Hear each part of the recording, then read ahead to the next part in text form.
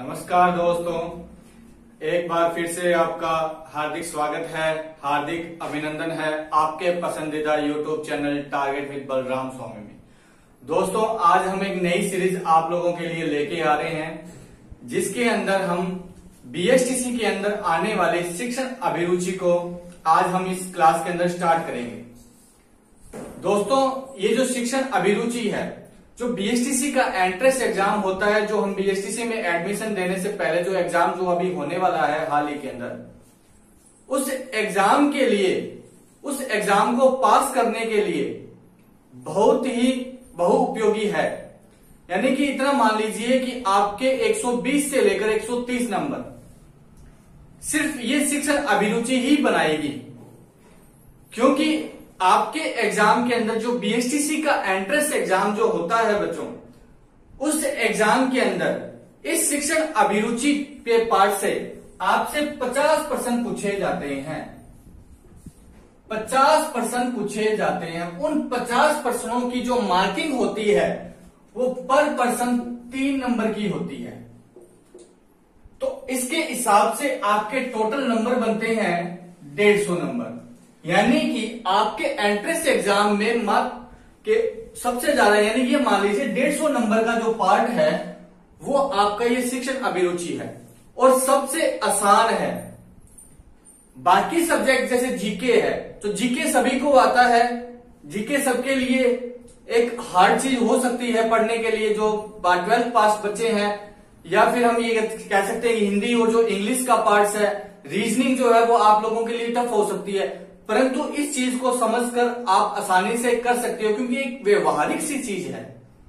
और एक चीज और है इस चीज के अंदर, इसमें जो आपको 4 ऑप्शन दिए जाएंगे, आपको 4 ऑप्शन दिए जाएंगे। आपके इन 150% यानी 50% के अंदर किसी प्रकार की कोई नेगेटिव मार्किंग नहीं होगी। कैसे कि आपके जो 4 ऑप्शन है, हर ऑप्शन का आपको एक नंबर दिया जाएगा।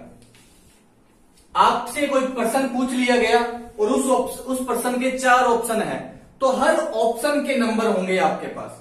आपका जवाब कितना स्टिक है, कितना आप अच्छा जवाब देते हो, उसके आधार पर आपको नंबर मिलेंगे। मान लीजिए कि ऑप्शन द तो उस प्रश्न का सही आंसर है, तो आपने अगर द दिया तो आपको सही आंसर के 3 नंबर मिलेंगे।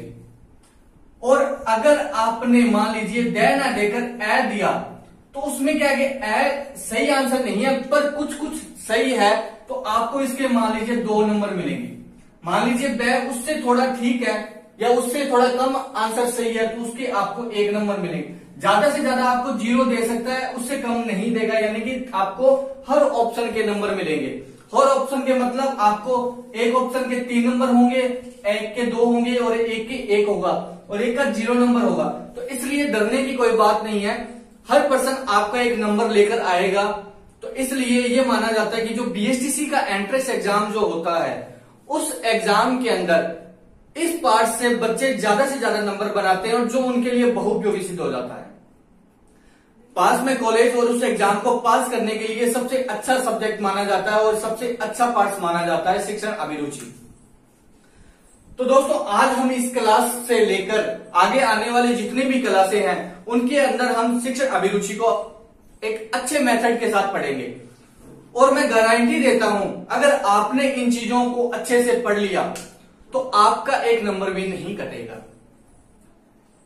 बस आपको क्या करना है, आपको इस क्लास को अच्छे से रीड करना है और पढ़ना है और देखना है, और साथ साथ क्या करना है, नोट्स बनाना है। और जो बुक्स आप पढ़ रहे हो एंट्रेंस एग्जाम के लिए, और उन बुक्स को पढ़ना है और समझना है। व्यवहारिक चीजें हैं, समझना है, अपने ऊपर लेकर उन चीजों को समझना है, और फिर ही आप इन चीजों को समझ पाएंगे। क्योंकि एक आपके आसपास के वातावरण, आपके आसपास के एनवायरमेंट की ही चीजें हैं जो इस शिक्षण अभिरुचि में पूछी जाती है। मान लीजिए एक प्रश्न आपसे मैं पूछूं कि एक बच्चे के लिए प्रथम पाठशाला कौन सी है, तो इस तरह का कोई प्रश्न आ गया, तो मान लीजिए पहला ऑप्शन क्या दिया जाएगा आपको, परिवार, और एक दिया जाएगा आस पड़ोस,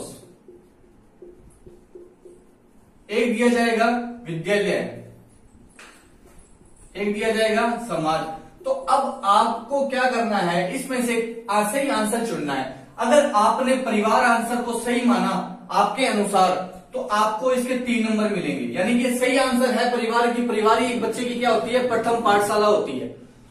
और अगर आपने ये ना देकर किसी बच्चे ने मान लीजिए आस पड़ोस कर दिया तो भी उसके ये नहीं है कि इस पर्सन को गलत मान लिया जाएगा, उसको कुछ ना कुछ तो दिया जाएगा।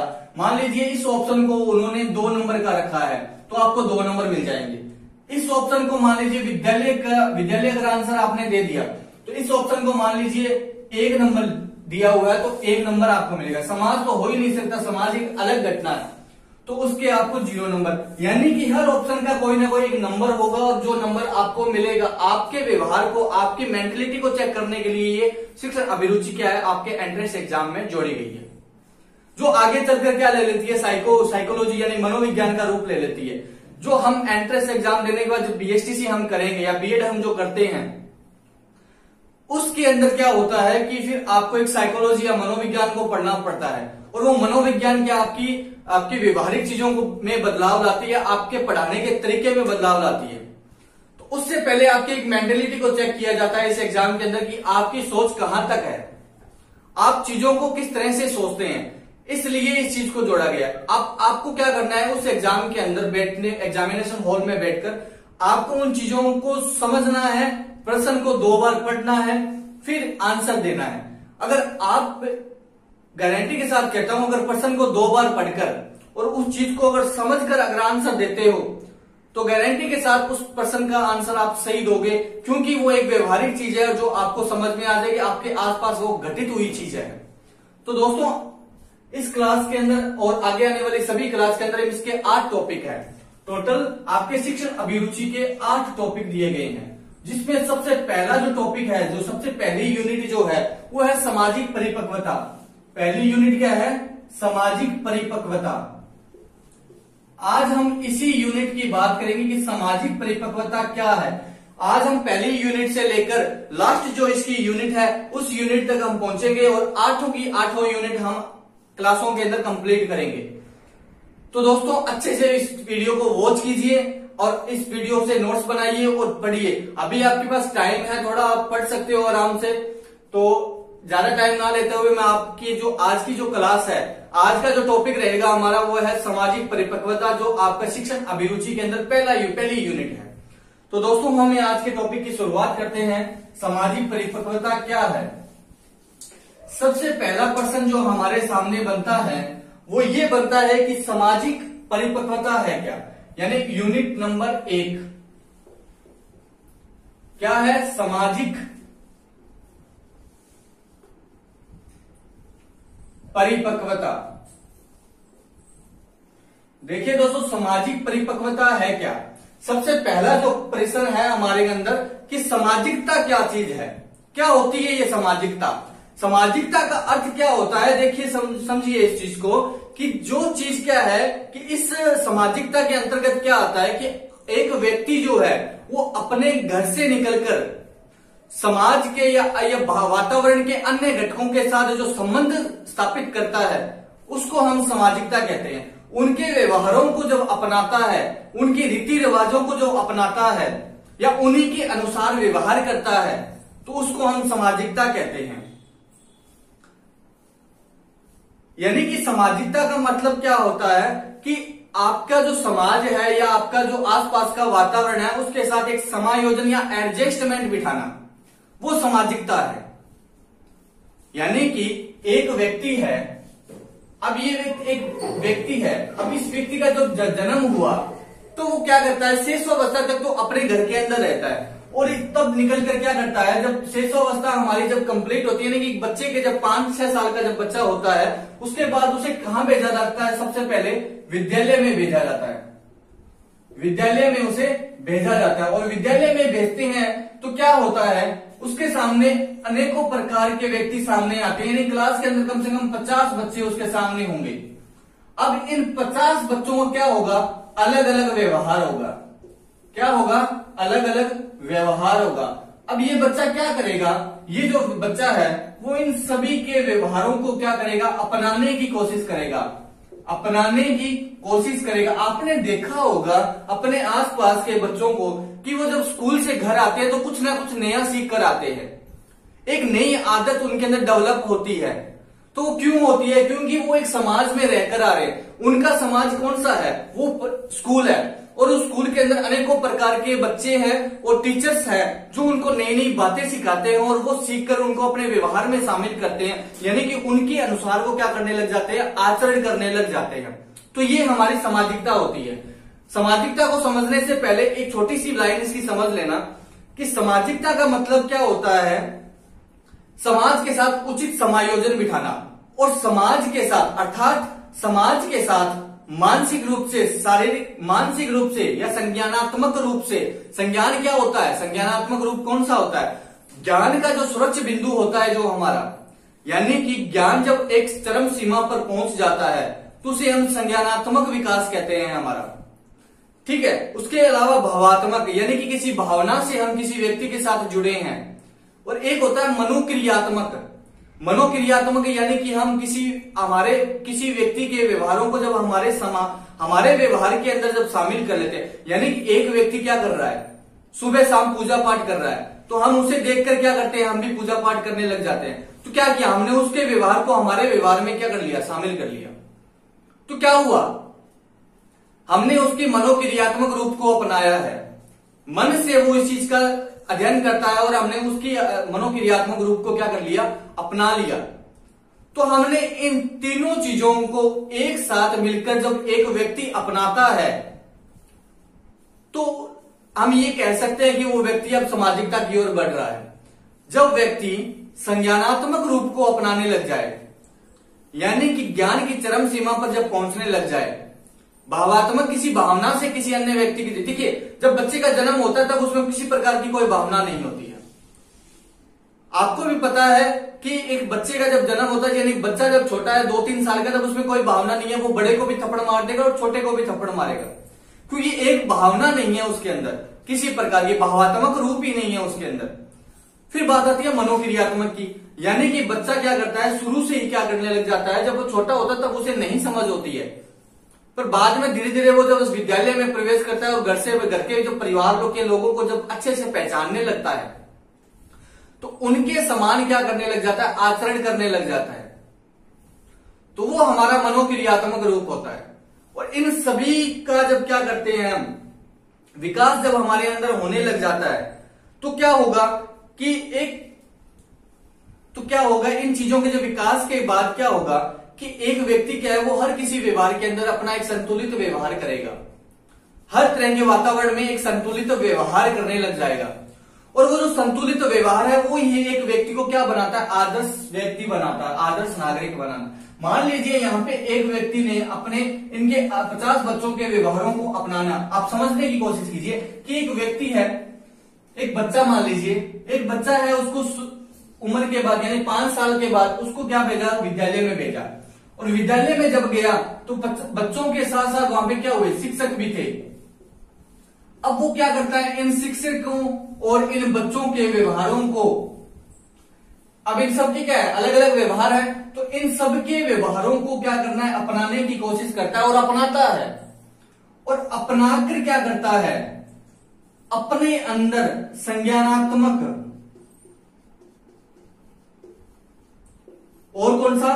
भावात्मक और कौन सा? मनोक्रियात्मक।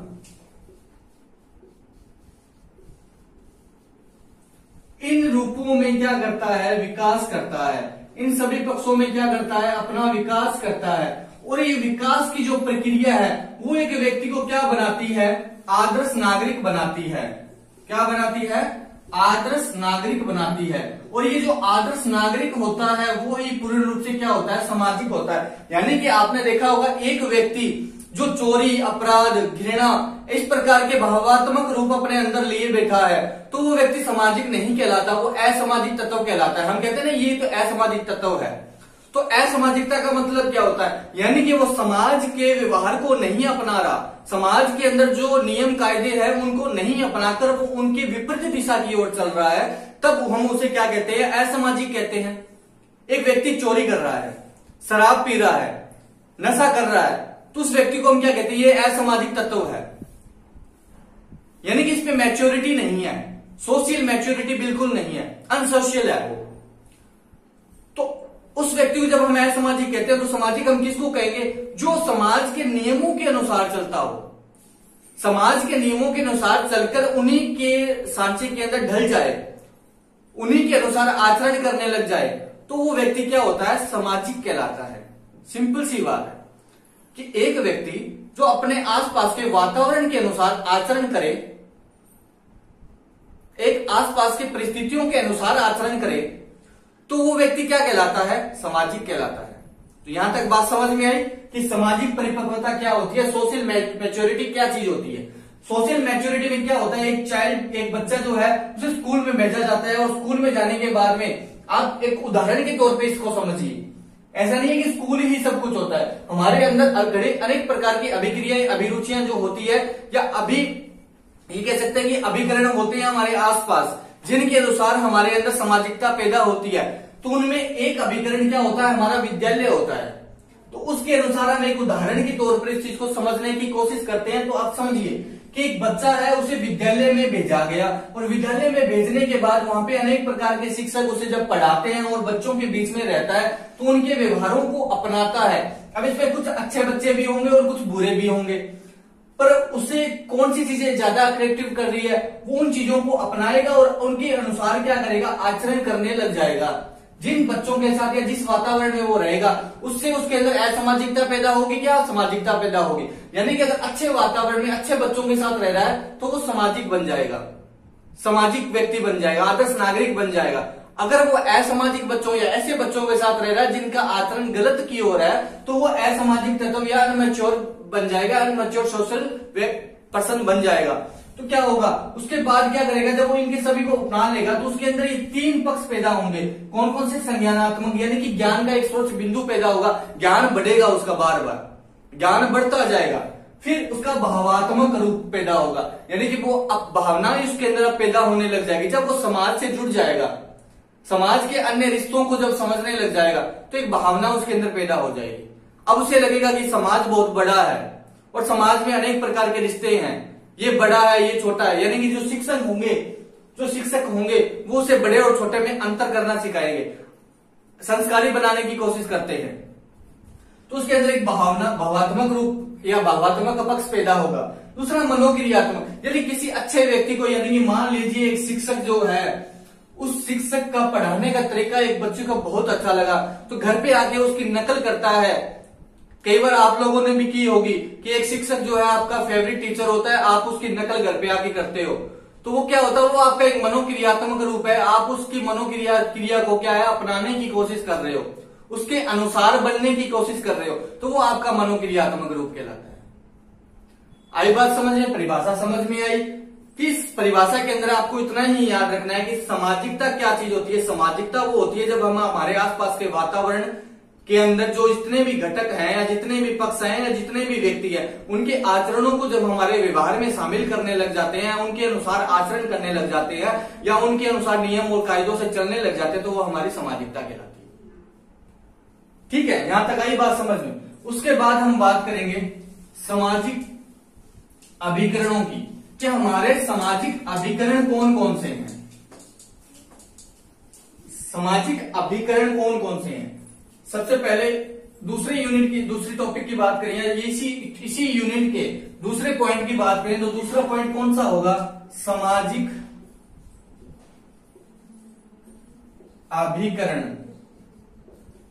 सामाजिक अभिकरण, देखिए सामाजिक अभिकरण कौन कौन से? अभिकरण का अर्थ क्या होता है? सबसे पहले तो ये याद रखिए, अभिकरण का मतलब होता है जब एक बच्चे के अंदर सामाजिकता पैदा करने के लिए हम जिन स्रोतों का यूज करते हैं, वो स्रोत क्या कहलाते हैं? हमारे अभिकरण कहलाते हैं।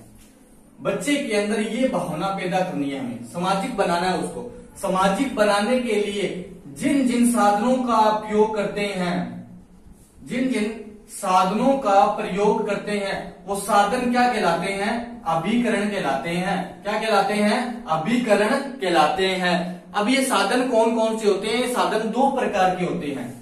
कितने प्रकार के होते हैं? दो प्रकार के होते हैं। कौन कौन से होते हैं ये याद रखिएगा। ये आपसे प्रश्न पूछा जा सकता है, ये आप यहां से एक प्रश्न बनेगा आपका, पक्का बनेगा, श्योर। कैसे? देखिए, हमारे दो प्रकार के साधन होते हैं। पहला जो साधन होता है हमारे, वो होते हैं हमारे प्राथमिक स्रोत। पहले कौन से होते हैं? हमारे प्राथमिक स्रोत। और दूसरे कौन से होते हैं? द्वितीयक स्रोत। अब देखिए, इन प्राथमिक स्रोत को हम और क्या कह सकते हैं? प्राइमरी। ठीक है, इनको हम क्या कह सकते हैं? सेकेंडरी। ठीक है, अब इस सेकेंडरी को और इस प्राइमरी को, देखिए शिक्षा दो प्रकार की होती है। अब इन स्रोतों का यूज हम किस लिए कर रहे हैं? एक बच्चे में शिक्षा देने के लिए, एक बच्चे को शिक्षा देने के लिए। देखिए, स्रोतों के अंदर जब हम बात करते हैं तो अनेक प्रकार के स्रोत हो, जैसे हमारा परिवार, आस पड़ोस भी हो सकता है, हमारे मित्र भी हो सकते हैं, हमारे रिश्तेदार भी हो सकते हैं, कोई उत्सव हो सकता है। ठीक है, तो इन चीजों का, या कोई धार्मिक संस्था है, या कोई शिक्षण संस्था है, या फिर कोई राजनीतिक संस्था है, या फिर हम ये कह सकते हैं सांस्कृतिक संस्था है, तो इन चीजों का यूज हम क्यों करते हैं? एक बच्चे में सामाजिकता को पैदा करने के लिए, यानी कि उसे समाज के अनुरूप ढालने के लिए।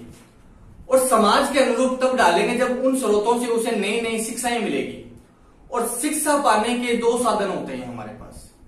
कौन कौन से? सबसे पहला जो साधन होता है वो होता है अनौपचारिक शिक्षा। कौन सा? अनौपचारिक शिक्षा। और दूसरा होता है औपचारिक शिक्षा।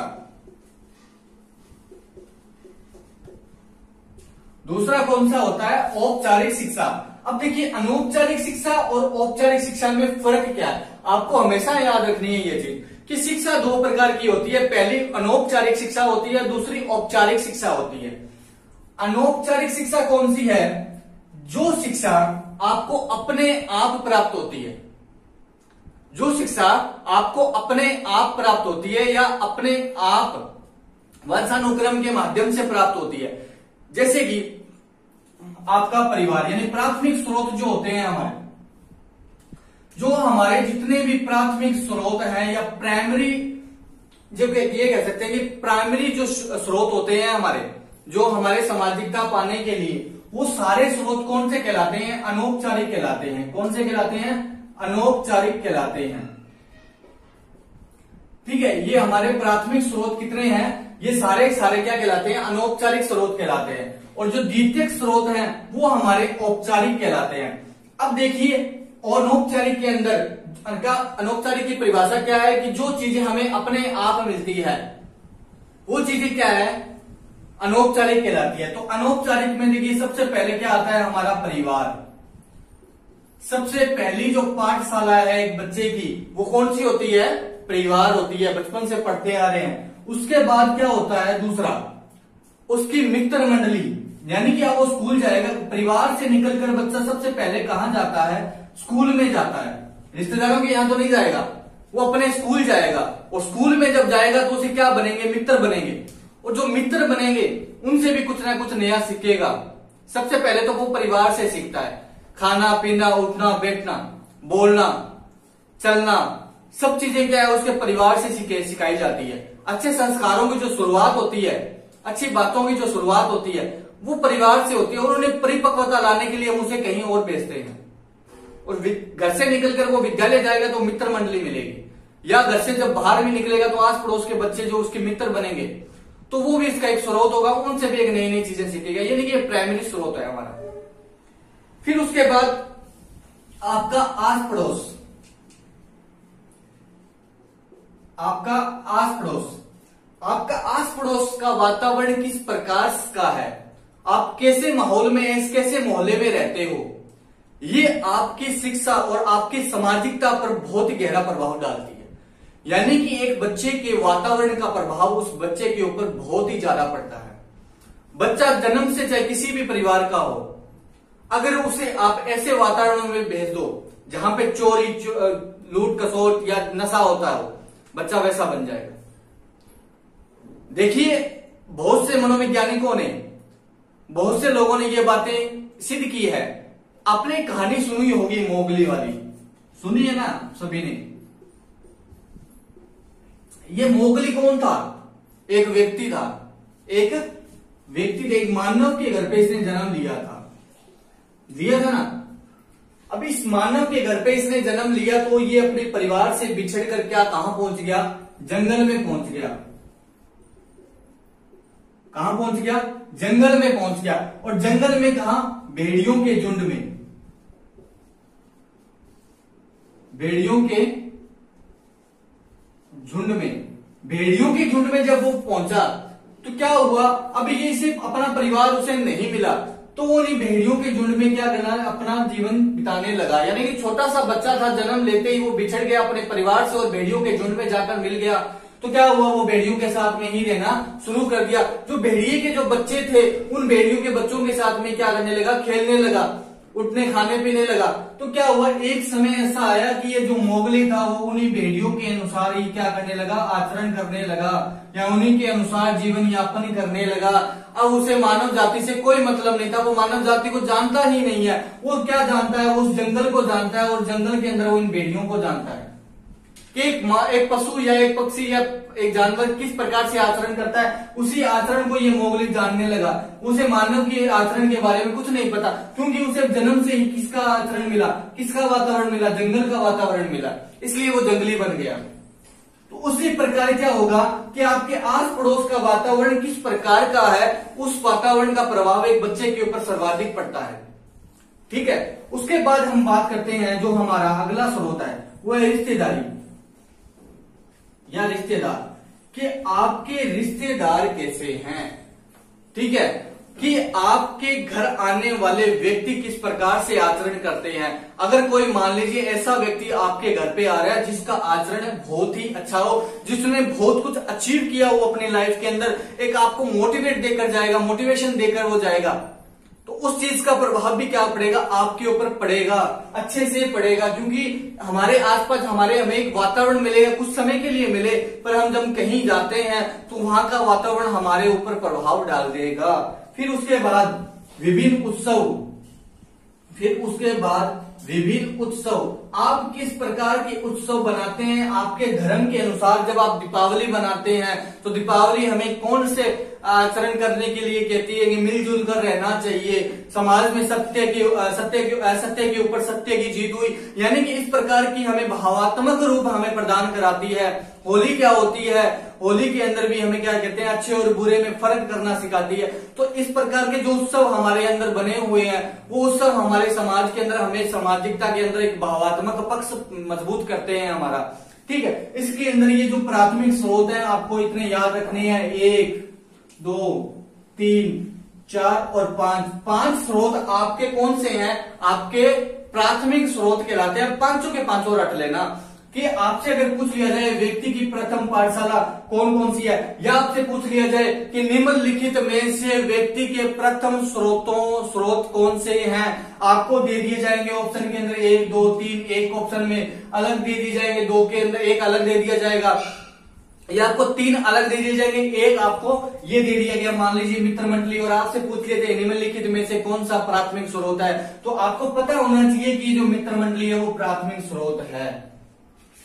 अब हम बात करेंगे हमारे दूसरे स्रोतों की। कौन से हैं दूसरे स्रोत? देखिए दूसरे जो स्रोत है हमारे वो है द्वितीयक स्रोत, यानी कि जिन्हें हम औपचारिक कहते हैं, जिन्हें हमें पाने के लिए कहीं जाना पड़ता है या हमें घर से बाहर निकाला जाता है जिनको हासिल करने के लिए, वो हमारे प्राथमिक स्रोत कहलाते हैं। ठीक है। तो प्राथमिक स्रोत हम स्रोतों के अंदर जो हमारा पहला स्रोत होता है, यानी कि जब इस परिवार से निकलकर हम कहां पहुंचते हैं सबसे पहले, तो वो हमारी शिक्षण संस्था होती है। वो हमारी शिक्षण संस्थाएं होती है। यानी कि हम स्कूल के अंदर प्रवेश करेंगे तो स्कूल क्या है? शिक्षण संस्था है। उसके बाद हमारा धर्म कौन सा है? यानी हमारी धार्मिक संस्थाएं, यानी कि जैसे मंदिर, मस्जिद, ये सब चीजें क्या है? ये हमारी धार्मिक संस्थाएं होती है। उसके बाद में हमारी राजनीतिक संस्थाएं आती है। राजनीतिक संस्थाओं के अंदर जैसे कि आपकी लोकसभा, राज्यसभा, विधानसभा, ये सब चीजें क्या है, प्रधानमंत्री, राष्ट्रपति, ठीक है, आपके आसपास का कोई भी मंत्री जो राजनीति से संबंधित है, उन चीजों, उन लोगों को देखकर आप टीवी के अंदर जो टीवी सीरियल्स आते हैं, न्यूज वगैरह जो है, राजनीतिक संस्थाएं जो होती है उनके अंदर, उन सभी चीजों को देखकर भी क्या होगा, आपके अंदर एक पक्ष का, आपका जो एक सामाजिक पक्ष है वो मजबूत होगा। यानी कि आप एक प्रधानमंत्री को देखकर कि वो प्रधानमंत्री किस प्रकार से काम करता है, तो उस प्रधानमंत्री के काम करने के तरीके को आप अपने आचरण या अपने व्यवहार में शामिल करने की कोशिश करते हैं, तो वो आपका राजनीतिक संस्था होती है। इस संस्था के बारे में बच्चे को इस प्राथमिक स्रोत के बारे में जानकारी मिलती है जब वो इस शिक्षण संस्था में पहुंचता है। जब शिक्षण संस्था में उसे पढ़ाया जाता है कि हमारे देश के अंदर एक संविधान है और उस संविधान के अंदर संघीय ढांचा है, उस संघीय ढांचे में राज्यसभा और लोकसभाएं हैं, ठीक है, प्रधानमंत्री होता है, राष्ट्रपति होता है, एक सुप्रीम कोर्ट होती है। तो इन चीजों के बारे में जब उसे पढ़ाया जाता है तब उसे इन राजनीतिक संस्थाओं का ज्ञान होता है और उन चीजों के बारे में वो पढ़ना शुरू करता है और फिर वो उन चीजों से अपने व्यवहार में नई चीजें में बदलाव लाता है। उसके बाद आपकी सांस्कृतिक संस्थाएं, देखिए सांस्कृतिक संस्थाएं कौन सी है? सांस्कृतिक संस्थाओं का अर्थ जो आपके धर्म से रिलेटेड जो होती है, आपकी संस्कृति से जुड़ी हुई है। जैसे कि मान लीजिए आप राजस्थान के अंदर बिलोंग करते हैं, तो राजस्थान की हमारी जो सांस्कृतिक संस्थाएं हैं, जैसे कि हमारे जयपुर के अंदर बनी हुई अकादमियां हैं, कई प्रकार की अकेडमियां हैं जो हमारी राजस्थानी संस्कृति की झलक दिखाने की कोशिश करती है, या हिस्टोरिकल पैलेस जो है वहां पे, या कुछ जो म्यूजियम बने हुए हैं, तो वो भी हमारी एक संस्थाएं होती है जो हमें संस्कृति का ज्ञान कराती है, हमारे राजस्थान की, हमारे समाज की, हमारे रिलेशन की, हमारे की संस्कृति का हमें ज्ञान कराने की कोशिश करती है। तो ये जो चीजें हैं, 1 2 3 4 जो संस्थाएं हैं वो आपकी द्वितीयक सेकेंडरी स्रोत के अंदर आती है, जिनको हम औपचारिक कहते हैं, औपचारिक शिक्षा कहते हैं। अब सीधी सिंपल सी बात है कि प्राथमिक स्रोत वो स्रोत जिन्हें हमें पाने के लिए कहीं जाना नहीं पड़ता, हमें अपने आप प्राप्त होते हैं। परिवार हमें अपने आप प्राप्त होता है, मित्र मंडली अपने आप ही प्राप्त होगी, घर से बाहर निकले दोस्त बन गए, आस पड़ोस अपने आप प्राप्त होगा, परिवार के ऊपर डिपेंड करता है, ठीक है, रिश्तेदार भी अपने आप ही मिलेंगे, उत्सव भी अपने आप ही मिलेंगे, ये पाने के लिए हमें कहीं जाना नहीं पड़ेगा। परंतु शिक्षण संस्थाओं में प्रवेश हमें लेना पड़ेगा, धार्मिक संस्थाओं में भी हमें जाना पड़ेगा। जब हम शिक्षण संस्थाओं में पहुंचेंगे तो इनके बारे में ज्ञान होगा, राजनीतिक संस्थाओं में भी जाना पड़ेगा या उनके बारे में समझना पड़ेगा, सांस्कृतिक संस्थाओं में भी हमें जाना पड़ेगा, तभी उनके बारे में हमें क्या मिलेगा, ज्ञान मिलेगा। तो ये थे हमारे स्रोत, ठीक है। उसके बाद हम आगे बात करते हैं, आगे जो हमारा टॉपिक रहेगा वो इसी यूनिट के अंदर क्या है कि एक बालक के अंदर एक शिक्षक के द्वारा किस प्रकार से परिपक्वता पैदा की जा सकती है, तो वो हमें ध्यान रखना है। देखिए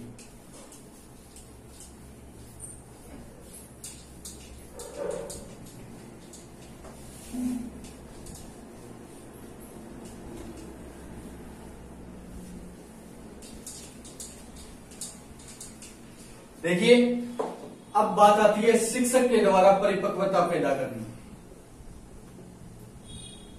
शिक्षक से परिपक्वता मिलना, यानी कि एक शिक्षक जो है वो किस प्रकार एक बच्चे के अंदर परिपक्वता पैदा कर सकता है, ये हमें याद रखना है।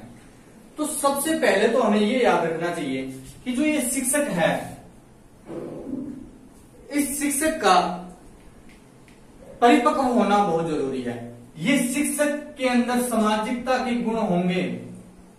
मान लीजिए ये व्यक्ति सामाजिक गुण है इसके अंदर और एक समाज का आदर्श नागरिक है, तो ही क्या करेगा, वो बच्चों को वैसी चीजें सिखा पाएगा। मान लीजिए शिक्षक जो है वो असामाजिक है या विसामाजिक है, हम इसे ये कह सकते हैं, विसामाजिक है या असामाजिक है, तो क्या होगा, वो बच्चों को अच्छी चीजें सिखा पाएगा? कभी भी नहीं सिखा पाएगा, क्योंकि वो खुद अमेच्योर है, खुद ही अनमेच्योर है। तो अनमेच्योर होने के बाद में मैच्योर चीजें कैसे सिखा पाएगा, एक बच्चे को मैच्योर कैसे बना पाएगा, क्योंकि खुद ही वो माइंड से क्या है, साइको से क्या है, वो मैच्योर नहीं है, उसके अंदर मनोविज्ञान मनोक्रियात्मक रूप का कोई विकास नहीं हुआ है, उसमें सामाजिकता का विकास नहीं हुआ है, उसमें संज्ञानात्मक विकास नहीं हुआ है।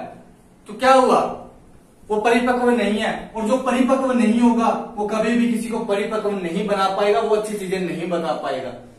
इसलिए एक शिक्षक का एक बच्चे को अच्छा विकास करने के लिए, एक शिक्षक के द्वारा एक बच्चे को सामाजिकता में परिपक्वता लाने के लिए उसका स्वयं का भी क्या होना चाहिए, परिपक्व होना जरूरी है। और वो समाज का एक आदर्श नागरिक होना चाहिए। उसके अंदर जितने भी गुण है वो सारे उसके अंदर अच्छे गुण होने चाहिए। तभी एक शिक्षक क्या करेगा, एक बच्चे को क्या कर सकता है, आदर्श नागरिक बना सकता है। आई बात समझ में? ये है हमारे शिक्षक की भूमिका, हमें एक आदर्श नागरिक बनाने के लिए। जैसे गुण वैसे ही गुण आपको देगा। अच्छे गुण है तो अच्छे गुण आप में देगा, अगर बुरे गुण है तो बुरे गुण आपको देगा।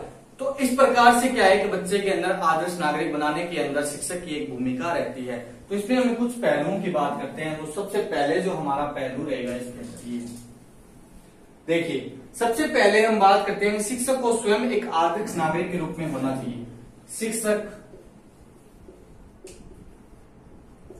को स्वयं एक आदर्श नागरिक होना चाहिए। देखिए, अभी हमने बात करी कि एक शिक्षक को स्वयं एक आदर्श नागरिक होना चाहिए, ठीक है। उसके बाद हम बात करते हैं दूसरे पॉइंट की। दूसरे पॉइंट के अंदर क्या होता है बच्चों कि बालकों के व्यक्तिगत व सामूहिक व्यवहारों का अध्ययन करना चाहिए। बालकों के व्यक्तिगत व सामूहिक व्यवहारों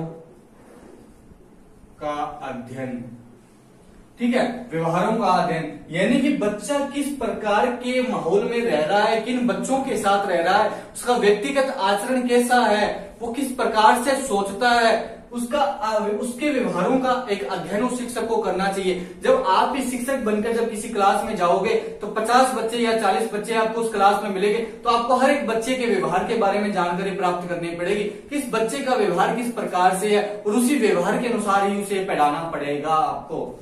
दूसरी बात तो ये। तीसरी बात, बच्चे की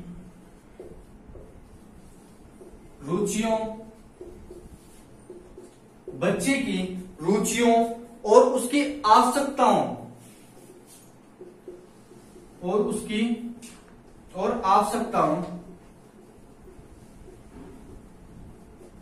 के अनुसार विधि का चयन,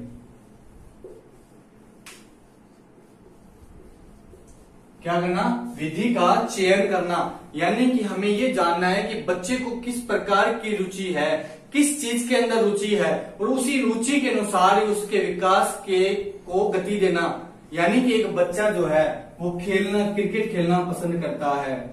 अब इस बच्चे को आपके इसे एक सामाजिक आदर्श नागरिक बनाना है, तो किस प्रकार आपने जान लिया कि इस बच्चे की रुचि इस क्रिकेट खेलने में बहुत ज्यादा है, तो आप क्लास के अंदर उसे मोटिवेट करोगे इस चीज के लिए, इस खेल के लिए मोटिवेट करने लग जाओगे। तो क्या होगा, बच्चा इस खेल की ओर उसका रुझान बढ़ेगा तो आपको उसकी एक रुचि का पता लगा और उसकी आवश्यकताओं का पता लगा। उसकी आवश्यकताएं क्या है, वो बच्चा किस प्रकार से आपसे क्या क्या चीजें चाहता है, उन चीजों के बारे में जब आपको ज्ञान हो गया तो आप एक अच्छी विधि का पढ़ाने के लिए एक टेक्निक का यूज उस बच्चे के लिए कर सकते हो, ठीक है। उसके बाद बात करते हैं चौथे पॉइंट की। बच्चे के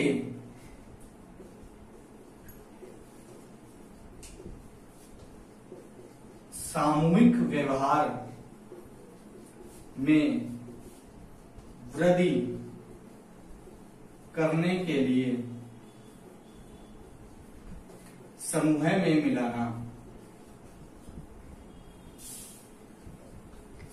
में मिलाना। यानी कि एक बच्चे के अंदर आपको सामाजिकता पैदा करनी है, तो सामाजिकता जब पैदा करनी है तो क्या होगा, उस बच्चे को सामाजिकता होती क्या है, समूह में रहना सीखना, ये तो सामाजिकता है। जब हम घर से बाहर निकलेंगे तो एक समूह मिलेगा, एक संसार मिलेगा, उस समाज के अंदर ही तो हमें आचरण करना है। तो एक बच्चे में सामूहिकता जो होती है वो पैदा करनी है हमें। तो एक बच्चे में जब इस प्रकार की एक समूह की भावना जो पैदा करनी है तो हम किस प्रकार से कर सकते हैं, क्लास के अंदर किस प्रकार की प्रतियोगिताएं करवाकर। अनेक प्रकार की प्रतियोगिता है, यानी समूह के अंदर ग्रुप में डिवाइड करके आप कुछ ना कुछ प्रतियोगिताएं कराइए, जिसकी वजह से उसके अंदर एक समूह के अंदर एक ग्रुप डिस्कशन के अंदर उसे मौका मिले और समूह के अंदर किस प्रकार से बोलना है और किस प्रकार से आचरण करना है उसके बारे में उसे ज्ञान प्राप्त हो सके।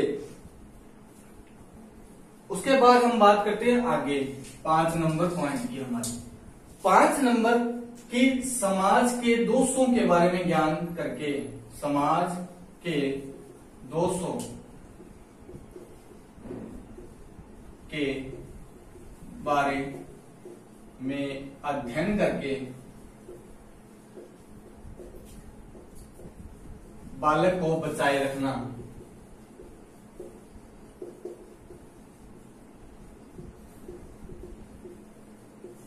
बालक को क्या करना? बचाए रखना। यानी कि एक बच्चे का क्या होगा कि आपको इस चीज का ज्ञान होना चाहिए समाज में किस प्रकार की कुरीतियां चल रही है, किस प्रकार की गलत कुरीतियां उसमें चल रही है। आपको उन घटनाओं के बारे में अच्छे से ज्ञान होना चाहिए कि समाज में कौन कौन सी बुराइयां शामिल है, और उन बुराइयों से एक बच्चे को बार बार क्लास के अंदर मोटिवेट करना कि चोरी करना क्या है? पाप है, झूठ बोलना गलत है। तो इन चीजों के बारे में उस बच्चे को बार बार, उन सभी बच्चों को बार बार मोटिवेट करना है, उन चीजों के बारे में बार बार बताकर उनको उनसे अलग करना, उन बुराइयों से अलग रखना। ये एक शिक्षक का क्या होता है? गुण होता है। ठीक है। उसके बाद हम बात कर सकते हैं कि समाज के लिए उपयोगी रूप से एक बालक का समाजीकरण करना। उसके बाद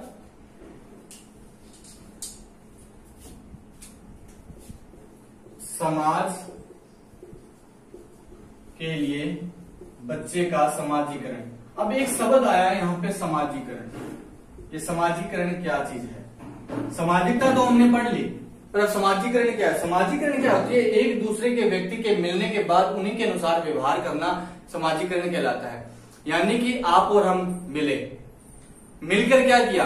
आपने मेरे अनुसार आचरण किया, यानी कि मैं किस प्रकार से बोल रहा हूं उसी प्रकार से आप बोल रहे हैं, या उसी के अनुसार ही आचरण कर रहे हैं, तो हमारा समाजीकरण है। और फिर आपने कुछ मेरे से सीखा और मैंने आपसे सीखकर अपने व्यवहार के अंदर उस चीज को शामिल कर लिया, तो वो समाजीकरण कहलाता है।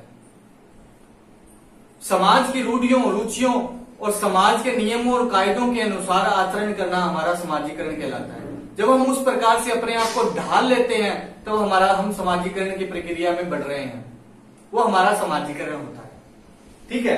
तो ये थी एक शिक्षक की भूमिका एक बच्चे को परिपक्व बनाने के अंदर। उसके बाद हम बात करेंगे हमारी सामाजिक व्यवस्था में शिक्षा का महत्व क्या है। शिक्षा जो है वो हमें किस प्रकार से प्रभावित करती है, उस चीज की बात करते हैं। यहां तक समझ में आया सभी को? फिर बात करते हैं शिक्षा की भूमिका, सामाजिक व्यवस्था में शिक्षा की भूमिका। शिक्षा की भूमिका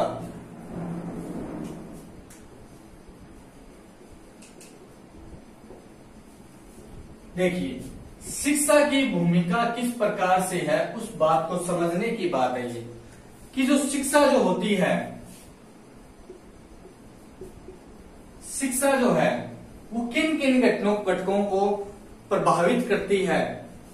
शिक्षा किस प्रकार से हमारे आसपास के घटकों को प्रभावित करती है। तो सबसे पहला जो हमारा घटक होता है वो कौन सा होगा? आपका परिवार होगा। इस परिवार को भी क्या करेगी? प्रभावित करेगी। इस परिवार को क्या करेगी? प्रभावित करेगी। दूसरी जो संस्था है आपकी राजनीतिक संस्था, राजनीतिक संस्था के अंदर भी आपको क्या करेगी? प्रभावित करेगी शिक्षा ही। ठीक है। उसके बाद आपके धर्म के अंदर आपको एक धर्म को समझने, उसकी रूढ़ियों और उसकी रुचियों को, नीतियों को समझने में आपको आसानी होगी शिक्षा के माध्यम से। फिर बात करते हैं आपका सामाजिक वर्ग कौन सा है, उस सामाजिक वर्ग के बारे में आपको बताएगी। यानी कि हमारे वातावरण के अंदर जितने भी घटक हैं, हमारे जितने भी पक्ष हैं, उन सभी पक्षों के अंदर अगर परिपक्वता लानी है तो शिक्षा की क्या होगी? अहम भूमिका होगी। अब वो शिक्षा किस प्रकार से होगी वो अलग अलग तरह की होती है। जैसे कि आपको मैंने बताया कि शिक्षा 2 प्रकार की है, औपचारिक और अनौपचारिक। अब वो औपचारिक भी हो सकती है और अनौपचारिक भी हो सकती है। आपको एक परिवार से भी आपको इन चीजों के बारे में, एक परिवार है, इस परिवार के अंदर अगर शिक्षित परिवार होगा आपका तो क्या होगा? आपको अच्छे अच्छे गुण मिलेंगे, यानी कि आप बचपन से ही कुछ ना कुछ नया सीखते जाओगे। राजनीतिक के अंदर अगर कोई अनपढ़ है, या ये कह सकते हैं कि शिक्षा का अगर आप में शिक्षा का एक बिंदु, सर्वोच्च बिंदु आपके अंदर पाया जाता है, तो क्या होगा, आप इस राजनीति को भी अच्छे से समझ पाए। राजनीति का मतलब ये नहीं है जो ये राजनीति लोकसभा राज्यसभा में होती है, हमारे समाज के अंदर भी अनेक प्रकार के घटक है जो राजनीति से जुड़े हुए हैं, उनके बारे में भी हमें अध्ययन प्राप्त होता है। फिर बात होती है सामाजिक वर्ग की। सामाजिक वर्ग के अंदर क्या होगा कि आपका वर्ग कौन सा है, आप किस धर्म से बिलोंग करते हो, या आप किस वर्ग के अंदर या किस वातावरण में, किस आस पड़ोस में रह रहे हो। ठीक है, उस वर्ग के बारे में आपको जो जानकारी प्राप्त होती है वो भी आपको इस शिक्षा के, यानी अच्छा वर्ग कौन सा है और बुरा वर्ग कौन सा है, इस वर्ग के बारे में भी आपको जानकारी। फिर बात आती है धर्म की, कि हमारे जो है हिंदू धर्म के अंदर, या हम ये कह सकते हैं हिंदू मुस्लिम सिख ईसाई, जो हमारे जितने भी धर्म है, उन धर्म के आदर्शों और उनकी नीतियों को अपनाना और उनका सम्मान करना, इस प्रकार की जो भावना होती है वो हमें शिक्षा के माध्यम से ही प्राप्त होती है। क्योंकि हमें शिक्षा में सिखाया जाता है वसुधैव कुटुंबकम, यानी कि मतलब क्या, हमें सभी मानव जाति का क्या करना है, हमें सम्मान करना है, इस प्रकृति का सम्मान करना है, और इस प्रकृति में ये धर्म भी है और ये सामाजिक वर्ग भी है और परिवार भी होता है और राजनीति भी होती है। उन सभी चीजों के बारे में समझना है और जो अच्छे चीजें हैं उनको सम्मान करना है, यानी कि आपको सभी धर्मों का सम्मान करना, ये हमें बचपन से सिखाया जाता है। तो इसलिए इस चीजों, इन चारों घटकों के अंदर हमारा शिक्षा के अंदर बहुत ही ज्यादा महत्व होता है। उसके बाद हम बात करते हैं विस्तार से समाजीकरण की। तो यहां तक आपको समझ में आया, स्क्रीनशॉट ले लीजिए।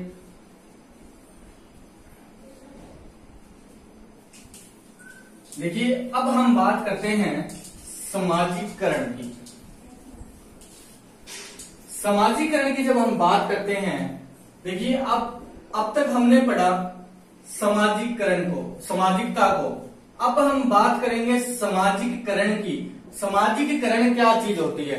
सामाजिकरण क्या होती है? मनुष्य के एक दूसरे के संपर्क में तथा एक दूसरे को इसको प्रभावित करने की प्रक्रिया जो होती है वो समाजीकरण कहलाती है। पहली बात कि सामाजिकता के अंदर क्या है, एक व्यक्ति क्या होगा, वो दूसरे व्यक्ति के संपर्क में आता है। क्या आता है? दूसरे व्यक्ति के संपर्क में। व्यक्ति नंबर 1 और व्यक्ति नंबर 2 एक दूसरे से मिले, ये दोनों एक दूसरे से क्या करें? मिले, मीटिंग हुई इनकी। अब मीटिंग हुई तो क्या हुआ, इस व्यक्ति ने और इस व्यक्ति ने और इस व्यक्ति ने इसको और इस व्यक्ति ने इसको क्या किया? प्रभावित किया। क्या किया? प्रभावित किया अपने आचरण के अनुसार। यानी कि आपका अच्छा आचरण है तो आप कहीं किसी व्यक्ति से मिलने जाओगे तो क्या करोगे? आप उस व्यक्ति को प्रभावित करने की कोशिश करोगे अपनी अच्छी अच्छी बातों से। तो इसने भी क्या किया, इस व्यक्ति ने क्या किया, इसको प्रभावित करने की कोशिश की अपनी बातों से, और इसने अपनी बातों से इसको प्रभावित करने की कोशिश की। हम अच्छा बनने की कोशिश करते हैं ना दूसरों के सामने, तो उसी तरीके से इसने भी इसको और इसने इसको प्रभावित करने की कोशिश की। तो क्या हुआ, इस व्यक्ति ने इसकी कोई अच्छी बात अपना ली और इस व्यक्ति ने इसकी कोई अच्छी बात अपना ली। जो इन दोनों ने एक दूसरे की अच्छी बातों को अपनाया वो तो आपकी सामाजिकता, और जो प्रभावित करने की जो प्रक्रिया की बातों से वो आपका सामाजिकरण कहलाता है। बात समझ में आई कि एक व्यक्ति है 1 नंबर, वो 2 नंबर व्यक्ति से मिला, मिलकर क्या किया, एक दूसरे को प्रभावित किया, और प्रभावित करने की जो प्रक्रिया होती है वो सामाजिकरण कहलाती है। ये सामाजिकरण की परिभाषा है। ठीक है। दूसरी बात, इसके अंदर क्या था, समाज के मान्य नियमों, रुचियों और परंपराओं के अनुसार व्यवहार बच्चों को ढालना। दूसरी बात कि समाज की कौन कौन सी चीजें, रुचियां। तो शुरू से बताता आ रहा हूं कि नीतियां, इन रुचियों और नीतियों और समाज के नियमों के अनुसार एक बच्चे को जब ढालने की कोशिश करते हैं, जैसे कि हम एक बच्चे को कह रहे हैं कि ये चीज गलत है, समाज के नियम के विरुद्ध है, समाज आपको गलत कहेगा। चोरी क्या चीज है, समाज के नियमों के विरुद्ध है। चोरी करना क्या है, समाज के, अगर बच्चे ने मान लो गलती से कोई चोरी की है तो आप उसको क्या समझाओगे कि समाज इस चीज को गलत मानता है, आप गलत हो, आप असामाजिकता की ओर बढ़ रहे हो। तो ये इन चीजों के बारे में उसको जब उन चीजों की ओर, समाज के अच्छे नियमों की ओर ढालना ही क्या कहलाता है, सामाजिकरण कहलाता है। ढालना, ढालने की जब हम कोशिश करते हैं तो वो समाजीकरण कहलाता है। ठीक है, यहां तक हमें बात समझ में आई। उसके बाद हम बात करते हैं कि सामाजिक वातावरण के अनुसार बच्चे को डालना।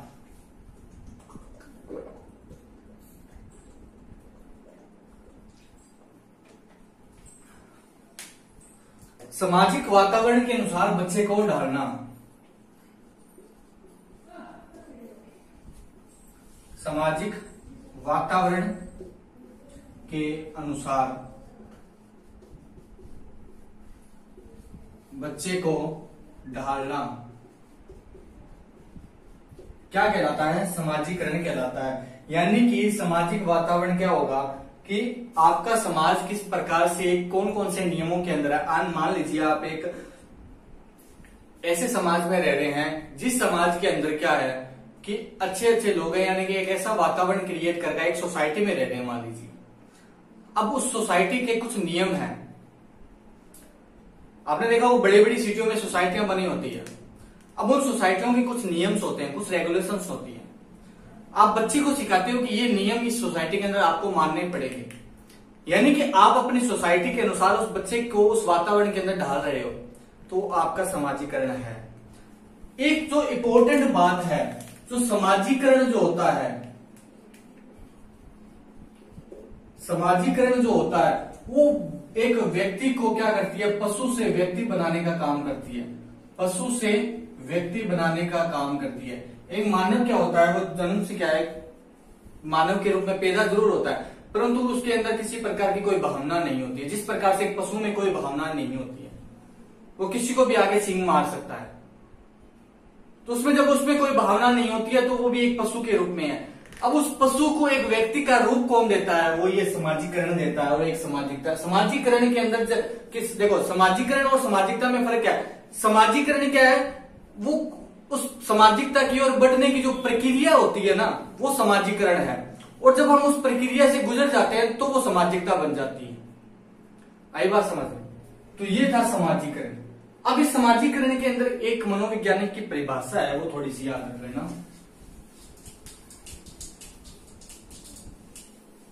देखिए, हैविंग हर्सट ये तथा न्यू गार्डन की परिभाषा है। हैविंग हर्सट व न्यू गार्डन, इसकी जो परिभाषा के अंदर ये क्या कहता है? समाजीकरण वह प्रक्रिया है जिसमें बालक अपने समाज के तौर तरीकों को सीखता है और उससे अपने व्यक्तित्व को बनाता है या व्यक्तित्व पर्सनैलिटी का विकास करता है। क्या? जिसमें बालक अपने समाज के, यानी कि समाजीकरण वह प्रक्रिया है जिसमें बालक समाज के तौर तरीकों को समझता है और उसके अनुसार अपनी व्यक्तित्व का विकास करता है।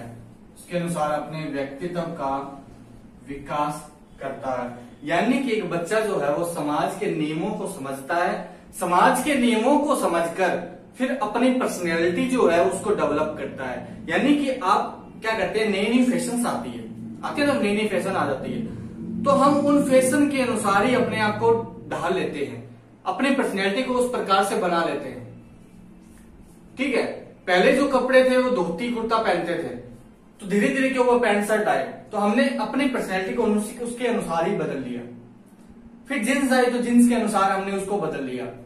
ठीक है, तो इस प्रकार से नई नई फैशन आती है तो हम क्या करते हैं, समाज के तौर तरीकों को अपनाने लग जाते हैं और फिर उनके अनुसार अपनी पर्सनैलिटी को क्या कर लेते हैं, डेवलप कर लेते हैं। तो ये सामाजिकता है।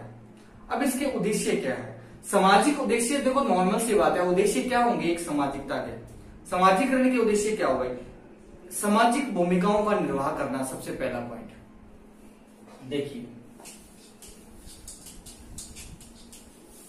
सबसे पहला पॉइंट क्या है? सामाजिक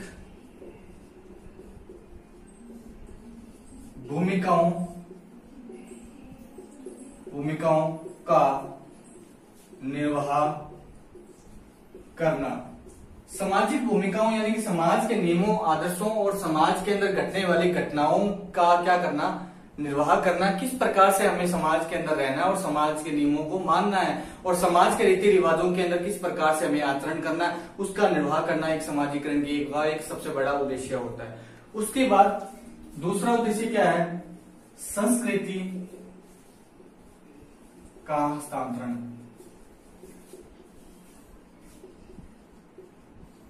यानी कि हम हमारी संस्कृति का क्या करते हैं, आदान प्रदान करते हैं। जब हम किसी दूसरे राज्य के अंदर जाएंगे तो वहां हम हमारी संस्कृति की झलक दिखाने की कोशिश करेंगे और वो लोग अपनी संस्कृति की झलक दिखाने की कोशिश करेंगे।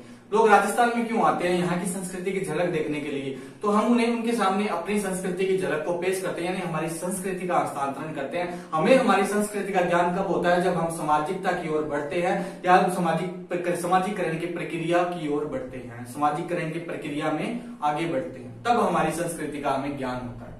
उसके बाद व्यक्तिगत संतुलित विकास, अच्छे नागरिक बनने का। व्यक्तिगत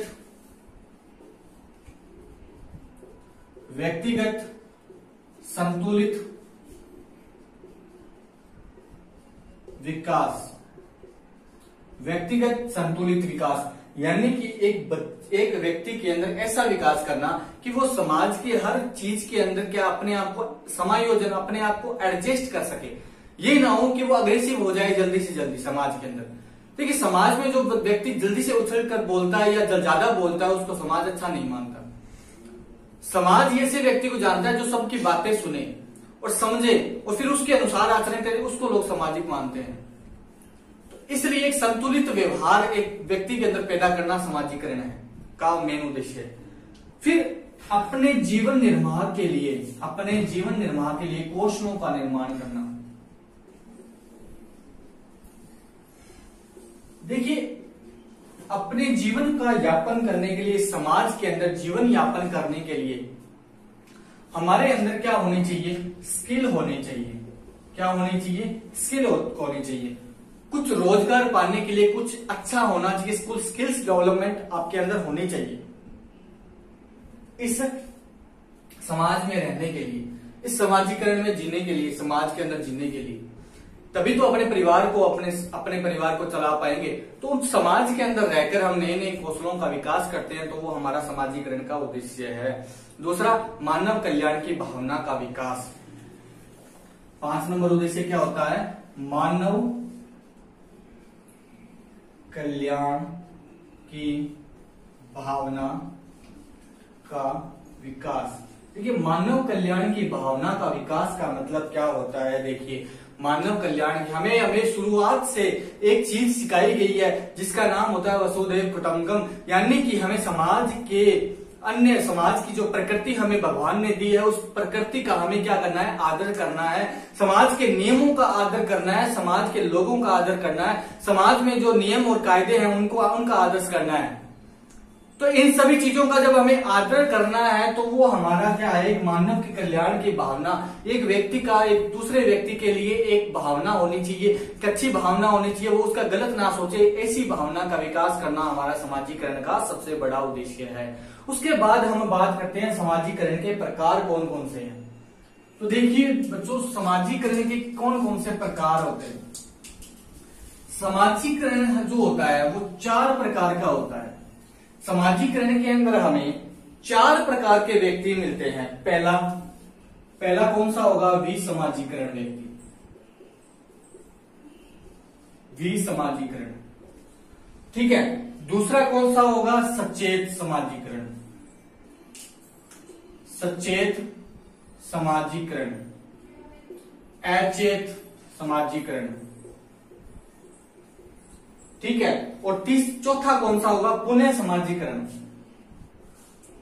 पुनः समाजीकरण। देखिए इनका अर्थ समझने की कोशिश की। विसमाजीकरण, सचेत समाजीकरण, अचेत समाजीकरण और पुनः समाजीकरण का अर्थ क्या होता है। ये हमारे समाजीकरण के 4 प्रकार होते हैं कि ये इन 4 प्रकार के लोग क्या है हमारे अंदर, हमारे समाज में रह रहे हैं।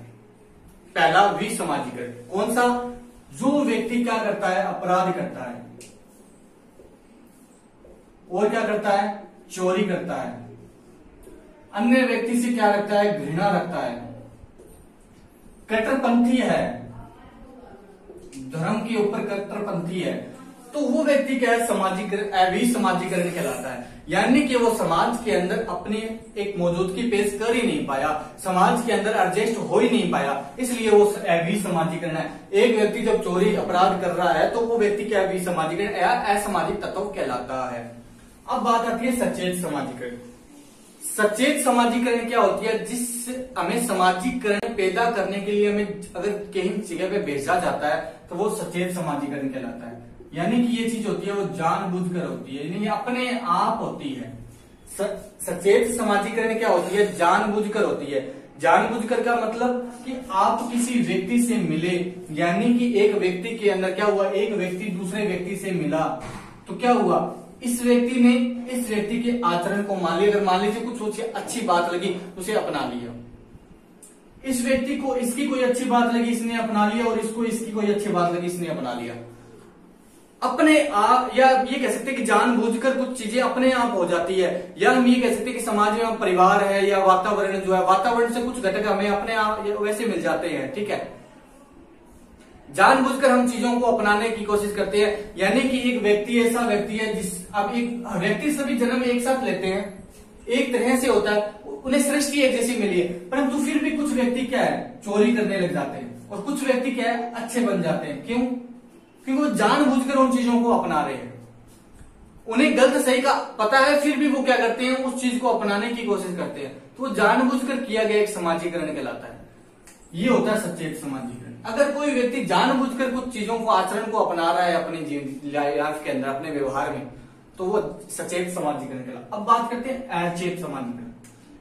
अचेत समाजीकरण क्या होता है, वातावरण के घटकों से अपने आप अगर कुछ न कुछ मिल जाता है, वंशानुक्रम के माध्यम से कुछ संस्कार हमें प्राप्त हुए हैं, हमें एक परिवार प्राप्त हुआ है, उस परिवार के नियमों और कायदों को अपने आप प्राप्त कर लिया, कहीं भेजा तो नहीं गया।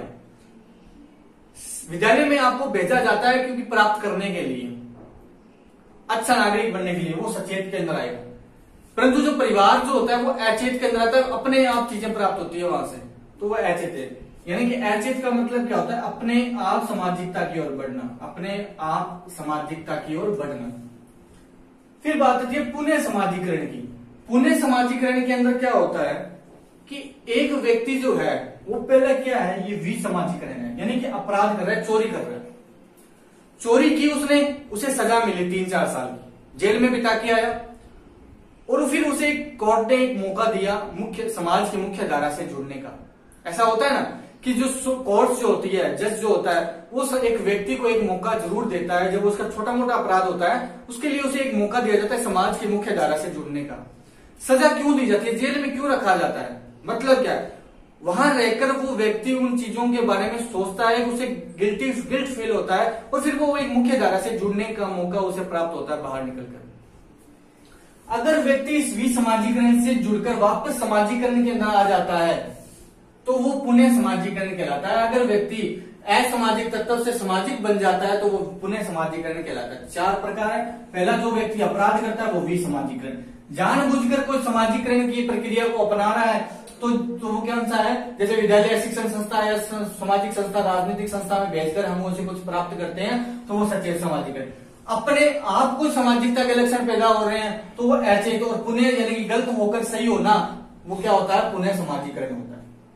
ठीक है। उसके बाद हमारे समाजीकरण की अवस्थाएं होती है कुछ। देखिए, बच्चे के जन्म के समय, उसकी जन्म के बाद से उसकी कुछ अवस्थाओं की शुरुआत होती है ना, अवस्थाएं होती है। एक हर व्यक्ति की एक अवस्था होती है। अवस्थाओं के अंदर हमें शुरू से हम पढ़ते आ रहे हैं कि हमारी जो 5 अवस्थाएं हैं, 5 अवस्थाएं हैं हमारी, कौन कौन सी है।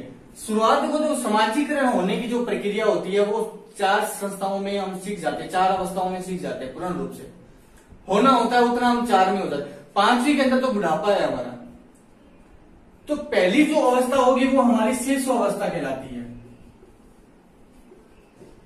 ये याद रखना, शिशु अवस्था का जो टाइम पीरियड होता है ना बच्चों, वो होता है जन्म से लेकर 5 वर्ष तक, जन्म से 5 वर्ष तक। फिर बात आती है बाल्यावस्था की। बाल्य अवस्था 5 से लेकर कितने वर्ष तक होती है हमारी, 5 या 6 वर्ष, 6 से लेकर 12 वर्ष तक होती है। ठीक है, फिर बात आती है किशोरावस्था की। किशोरावस्था की जो किशोरावस्था होती है ना दोस्तों, वो 13 से लेकर कितने वर्ष तक होती है, 18 वर्ष तक होती है। और फिर बात आती है प्रौढ़ावस्था की। प्रौढ़ावस्था कहां से लेकर, 18 से लेकर 44 वर्ष तक होती है। 44 वर्ष तक हमारी, या 44 या यहाँ पे हम लिख सकते हैं 46 वर्ष तक होती है। ठीक है, ये प्रौढ़ावस्था होती है, यानी कि सबसे पहले बच्चे का जन्म होते ही कौन सी अवस्था शुरुआत होती है, शिशुअवस्था की शुरुआत होती है। फिर बच्चे के जन्म लेते ही बाल्यावस्था की शुरुआत होती है। फिर बाल्यावस्था के बाद में किशोरावस्था की शुरुआत होती है, और किशोरावस्था के बाद उसकी प्रौढ़ावस्था की शुरुआत होती है। ये 4 अवस्थाओं में एक व्यक्ति के सामाजिकता का विकास होता है। तो ये जो हमारे पास पहली यूनिट थी बच्चों, वो था सामाजिक परिपक्वता, जिसे हमने एक एक पॉइंट को अच्छे से पढ़ा। अब मुझे नहीं लगता इसके अंदर कुछ भी ऐसा रहा होगा जो आप लोगों के लिए इंपॉर्टेंट नहीं है। मैंने जो जितना इंपॉर्टेंट था वो चीजें मैंने आपको करवा दी है। इनसे बाहर जाने की मुझे कोई आस नहीं लग रही है। इसी से ही प्रश्न आपसे पूछे जाएंगे। आपको अच्छे से बस रीड करना है और पढ़ना है और चीजों को समझना है। कोई भी प्रॉब्लम हो तो कमेंट करके आप मेरे से प्रश्न पूछ सकते हैं इस बारे में। ठीक है, तो मिलते हैं दोस्तों अगली क्लास के अंदर नया टॉपिक और नई यूनिट के साथ। तो तब तक के लिए आप लोगों का बहुत बहुत धन्यवाद।